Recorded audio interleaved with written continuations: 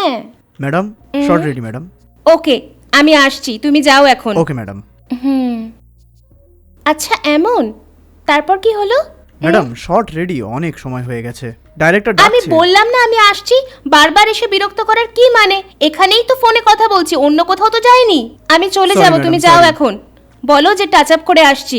Okay madam.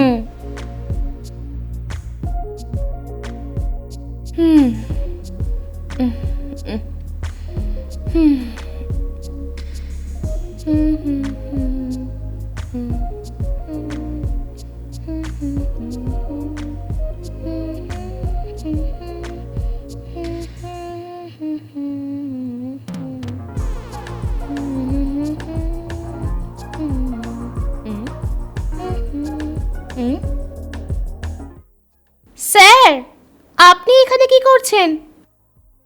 Dress change করছে আর আপনি না বলে ভেতরে চলে এসেছেন?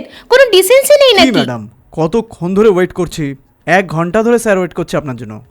যখনই দেখছি আপনি কামরা বন্ধ করে ফোন করছেন, 2 বার করে আমি অ্যাসিস্ট্যান্টকে পাঠিয়েছি আপনাকে বলার জন্য, ও বলল যে আপনি ফোনেই আছেন। এরম চলতে থাকলে খুব খারাপ হবে কিন্তু। আপনার জন্য স্যার ওখানে 1 ঘন্টা ধরে ওয়েট করে যাচ্ছে।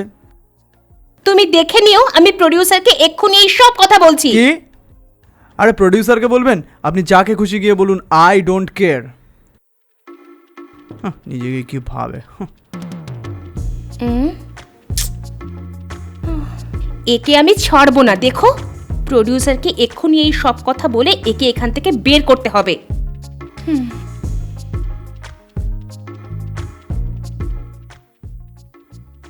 স্যার আমাদের সিরিয়ালে যে ডাইরেক্টর আছে তাকে আমার ঠিক লাগছে না। কি হয়েছে বলো তো দেখি।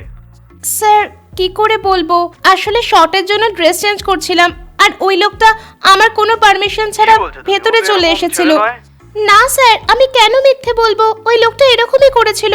আমি আপনাকে বলবো বলাই আরো খারাপ করে কথা বললো। এরকম ব্যাপার? হ্যাঁ স্যার, কিছু তো করতে হবে, না হলে ও আপনার নামও খারাপ করে দেবে ইন্ডাস্ট্রিতে। রাখুন, আমি ওর সাথে কথা হ্যাঁ। বলে দেখি ও কি বলে। হ্যাঁ ওকে স্যার। ঠিক আছে, ওকে স্যার। হ্যালো। হ্যাঁ বলুন স্যার। আরে ওই হিরোইন যখন ড্রেস চেঞ্জ করছে তুমি ওর ঘরে কেন গেছিলে বলো তো? ও ফোন করে আমাকে চিল্লাচিল্লি করছে। হ্যাঁ স্যার, আমি জেনে বুঝেই এটা করেছি। কি বলছো? জেনে বুঝে এরকম করেছো কেন? স্যার ওই মেয়েটা যে করেছে সেটা একদম ঠিক করেনি স্যার। কি করেছো? স্যার ও ড্রেস চেঞ্জ করবে বলে গিয়ে রুমে গিয়ে প্রায় 1 ঘন্টা ধরে আমাদের ওয়েট করাচ্ছে, কোনো শুটিং আসছে না স্যার। ওইখানে ঘন্টার পর ঘন্টা লোকজন ওয়েট করছে, আর এরকম মেয়েদের জন্য শুটিং টাইমটা অনেক খারাপ হয়ে যাচ্ছে স্যার প্রতিদিন। তো কেন লেট হচ্ছে দেখার জন্য আমি যখন ঘরে গেলাম, ও ভুলভাল বকতে লাগছিল, সেজন্য আমি ওকে স্ট্রেট ওয়ার্নিং দিলাম।